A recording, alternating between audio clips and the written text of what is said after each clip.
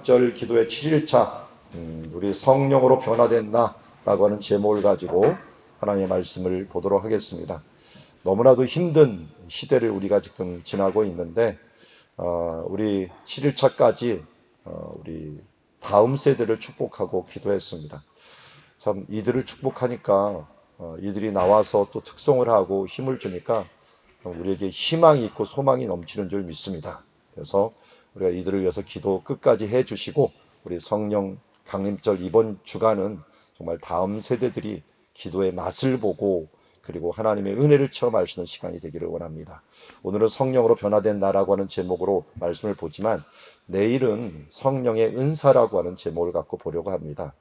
여러분, 우리 성령의 은사들은 여러 가지가 있어요. 아마 학생들에게 제일 중요한 거는 지혜의 은사가 있을 겁니다. 제가 몇 번 얘기를 했는데요. 저와 함께 했던, 제가 전도사 시절 때 부장 집사님을 하셨던 분이 계셔요. 저 성남에 있는 집사님인데, 그분을 가르쳤던 장로님이 저 전라남도의 시골에 난 놓고 기역자도 모르는, 한마디로 한글을 모르는 분이었대요. 그런데 하나님께 갑자기 기도를 하다가 방언의 은사를 받더니 그냥 방언을 받은 게 아니라 영어 방언을 받았대요. 그래서 농촌 지도사에 외국인이 오면은 통역까지도 해주는, 한글도 모르는 사람이 갑자기 영어 방언을 받아갖고 통역까지 해주는 일들을 했다고 합니다. 다 받고 싶죠? 내일 다 나와요. 예, 물론 하나님께서 노력해야 되는 것들은 노력하게 하시지만 우리가 꼭 필요한 것들은 은사로 주십니다.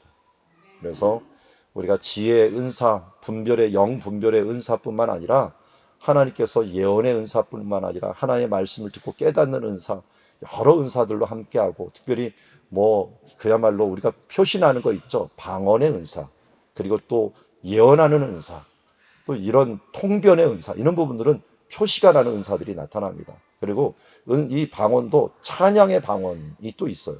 갑자기 기도하다 보면 찬양으로 막 이렇게 막 하는데 노래를 부르는 사람들이 있어요. 이런 사람들이 있어요. 우리 교회도 매년 이 성령 강림절마다 이런 은사들이 있어졌는데, 작년에는 우리가 코로나라고 해갖고 이걸 좀 제대로 못했어요. 그래서 어떻게 해야 될지를 몰라고 못했는데, 이번에는 좀 내일 집중적으로 이 부분들을 기도하면서 은사를 구하려고 합니다. 그래서 제가 은사의 종류들을 이야기하고 여러분들한테 하나님께서 우리를 사명을 감당하기 위해서는 은사를 주십니다. 솔로몬에게 지혜의 은사를 주셨잖아요. 왜 주셨는지 아십니까?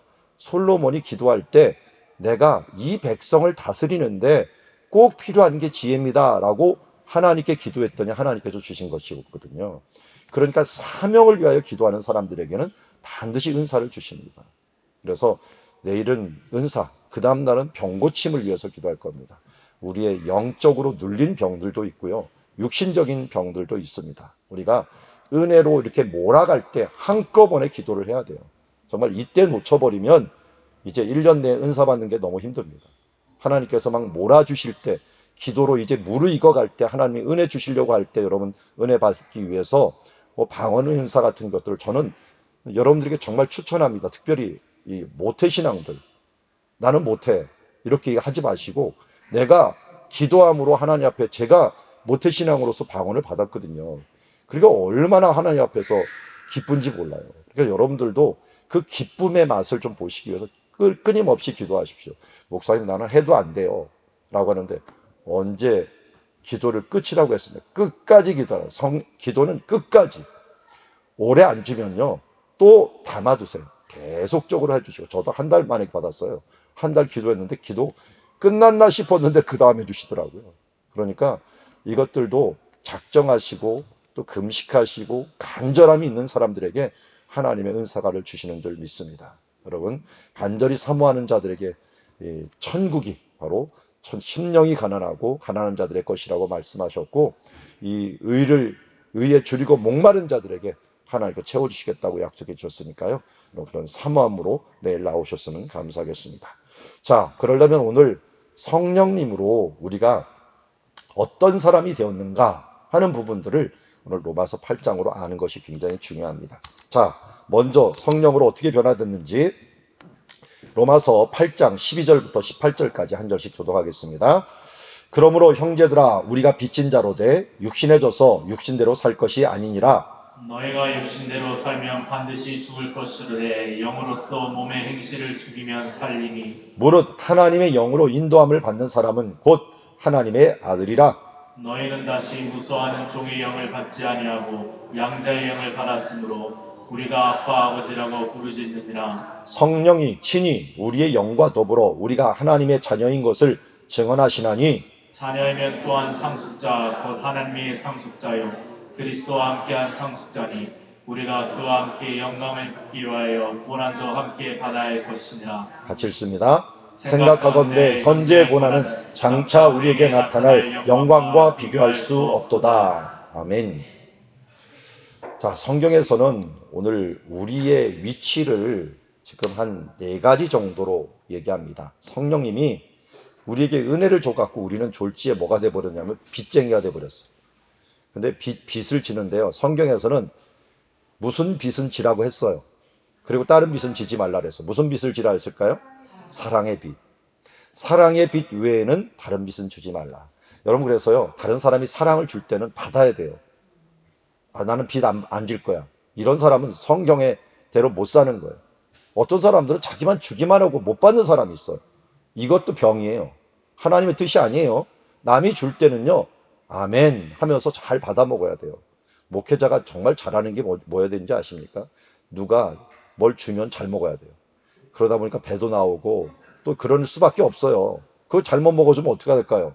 그러면 내 정성을 안 받아줘. 그런데 다행히도 우리 영통 지역 사람들은 좀 센스가 있어서 우리 목사님 별로 못 먹으니까 조금 준다라고 해갖고 안 주시거나 아예 먹는 것들은 삼가해 주시는 분들이 참 많은데, 감사할 때도 있고 서운할 때도 있어요.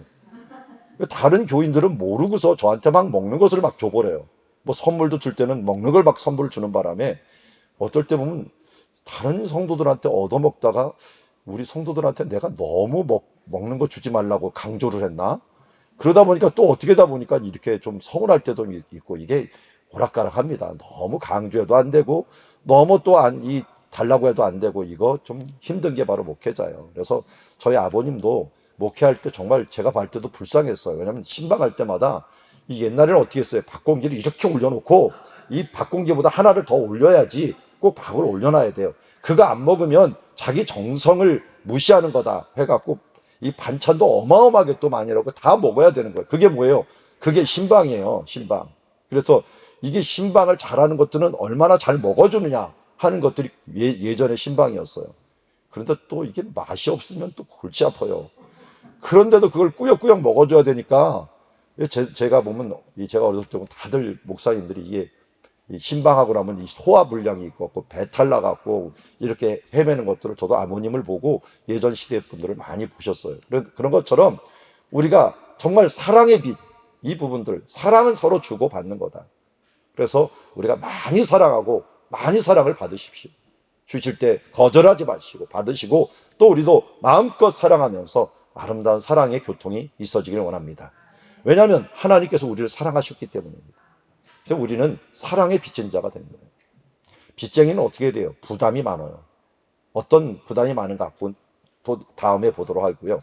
근데 이렇게 사랑을 받았는데요, 사랑을 받는데 어떤 사랑을 받았기에 우리가 빚진 자냐? 그게 무슨 사랑이냐 그러면 하나님의 아들이 되는 사랑을 주셨어요.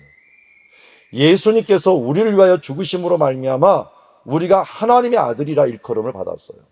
영접하는 자, 곧 그 이름을 믿는 자들에게는 무슨 권세?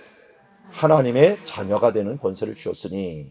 요한복음 1장 12절에 이 말씀을 우리에게 주심으로 말미암아 우리가 이 사랑을 받아 놓으니까 그 사랑이 결국 우리를 뭘 만들었느냐? 하나님의 아들이라 칭하게 되었어요. 근데 그냥 아들이 아니라 사실은 예수님도 하나님의 아들인데 우리하고 예수님하고 그럼 차이가 뭐예요? 예수님하고 나하고 동급이야, 이렇게 하면 안 될 거 아니에요. 근데 우리는 어떤 아들이라고 보니까 양자의 영을 받은 사람이다. 양자의 영. 하나님께서 하나님의 친아들은 아니지만 하나님께서 우리를 양자 삼아 주신 거예요. 너는 내 아들이라 칭하여 주신 것이죠. 양자가 된 거예요. 그런데 그 양자가 그냥 양자 정도가 아니에요. 양자가 되어도 급수가 틀려요. 봤더니 17절에 어떤 사람이 되었다고요? 하나님의 상속자가 되었다. 상속자. 요새는 이 상속에 대한 문제가 굉장히 예민하죠. 이게 자녀들이면 똑같이 요새는 상속을 받게 돼 있죠.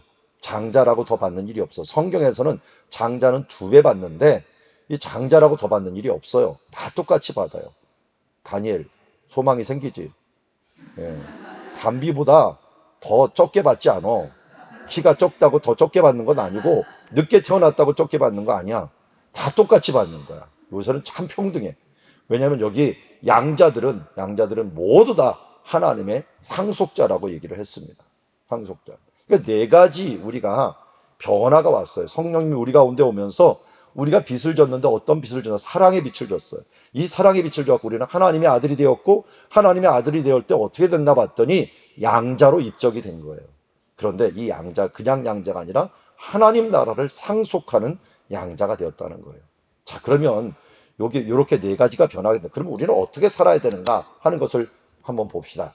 먼저 우리가 빚진 자가 되어갖고, 빚진 자가 되었으니까 13절에 어떻게 살아야 되느냐? 빚지면 우리가 부담이 있잖아요. 어떤 부담을 가져야 되면 영으로서, 성령으로서 몸의 행실을 죽이면서 살아야 돼요. 그러니까 육신이 요구하는 게 있어. 우리가 하나님의 사랑을 받았지만, 우리가 성령으로 거듭났지만 옛날 습관들이 있어요. 나도 모르게 옛날 습관들이 툭툭 튀어나와요. 이 세상의 습관들이 자꾸만 나와요. 그러면 어떻게 돼요? 이걸 성령의 도움으로 이겨야 돼요. 우리 힘으로 이길 수가 없어요.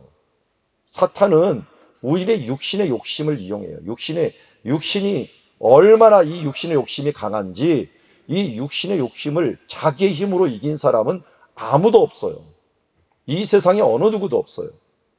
모두 다 죄를 지었어요. 성경에서도 이 의인은 없나니 하나도 없다고 로마서 3장에서 말씀했어요. 그러니까 우리는 육신으로 살면 모두 실패할 수밖에 없어요. 그런데 우리가 이길 수 있는 유일한 길은 뭐예요? 내 힘으로 하는 게 아니라 성령님의 도우심으로, 영으로서 몸의 행실을 죽이는 거예요. 옛날 김도영 목사님, 전도사님이었던 분이, 목사님이 맨날 주일학교 학생들을 보면서 반대 정신을 외쳤어요. 반대 정신. 이게 뭘까? 했더니 기억나는 분 있는지 모르겠어요. 사모만 기억을 하더라고요. 그래서 저한테 알려줘요. 그때 주일학교 설교하다 말고 갑자기 반대 정신 했는데, 이 무슨 반대 정신이야? 이렇게 육신이 원하는 대로 살지 말고 그 반대로 영이 원하는 대로 살자.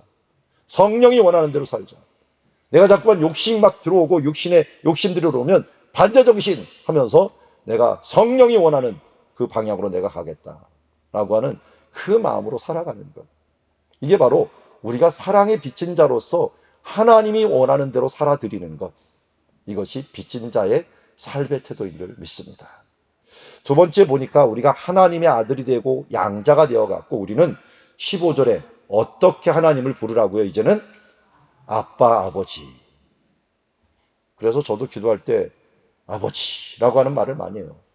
근데 물론 아버지 하면 육신의 아버지가 자꾸만 생각이 나요. 그런데 그 육신의 아버지를 뛰어넘어야 돼요. 육신의 아버지는 물론 좋은 아버지를 둔 사람들은 아버지 하면은 이 하늘 아버지가 좋게 들릴 수 있지만요, 아버지가 완전하지가 못해요. 어떤 아버지는 정말 내 인생에서 정말 상처만 주고 떠난 아버지들이 우리나라에 보면은 이 유교 사상 때문에 정말 이런 말을 해야 되나, 개차반이로 살았던 남자들이 많아요. 그런 남자들을 생각하면은 아버지라는 추억이 너무 안 좋은 사람들이 있어요. 이런 사람들은 하나님 아버지 그러면은 괜히 육신의 아버지가 자꾸만 생각나갖고 이 은혜 자리로 못 들어갈 때가 많이 있어요. 그렇기 때문에 우리는 그걸 뛰어넘어야 돼요. 어떤 아버지요? 하나님 아버지. 하나님 아버지를 우리가 기억해야 돼요. 그분이 원형이에요, 원형. 그래서 이 세상에 내가 자랄 때까지는 육신의 부모님을 주셨지만, 이제는 그 부모님들이 다 내가 자란 뒤에는 이제는 누구를 바라봐야 됩니까? 그 부모님을 바라야 되는 게 아니라 그분의 은혜에 대해서 감사하고 경공해야 되지만, 이제는 우리가 바라봐야 될 아버지는 하나님 아버지가 되는 거예요. 이제 하나님 아버지를 바라보면서 그 아버지가 우리에게 아빠 아버지로서 아들 예수 그리스도를 주시고 자기 아들을 주시기까지 우리를 사랑하신 그 사랑을 바라보면서 아버지 하나님께 어떻게 돼요? 부르짖는 삶을 살아야 되는 거예요. 하나님께 부르짖는다라고 하는 건 기도도 되고요. 또 하나님 앞에 간구도 되는 거예요. 아빠 아버지, 우리의 사랑의 아빠 아버지, 이 하나님 아버지께서 우리와 함께 계시는 줄 믿습니다. 자, 그 다음 17절에 보니까 하늘의 상속자가 되었다 그랬어요. 근데 이 상속자가 되니까 뭘 우리가 상속자가 되었으면 좀 대가를 치러야 되냐면 고난도 함께 받아야 할 것이다. 이재룡 부회장이 어디가 있죠? 예, 저기 지금 구치소에 가 있습니다. 구치소에 얼마나 가 있었던 것 같아요? 한 1년은 넘은 것 같아요, 지금. 왔다 갔다 나왔다 들어갔다 나왔다 들어갔다 하는데 왜 이렇게 구치소에 자꾸만 가 있죠? 상속 때문에. 저는 한 5년 꿇고 삼성의 후계자가 된다면 그거 할 만하지 않을까라고 하는 생각도 하게 돼요. 여러분들도 하겠습니까? 한 5년 저 깜빵에 들어갔다 나오면 내가 삼성의 후계자 되게 해줄게 하면 들어가겠어요? 아마 다 할 거예요, 여기. 물론 난 돈하고 상관없어. 그거 안 하려 하는 우리 사랑누리 식구들은 아멘을 안 하는 거 보니까 다 그렇게 살아갈 것 같아요. 예. 그런데 세상 사람도요, 큰 것을 얻으려면 고난을 받습니다.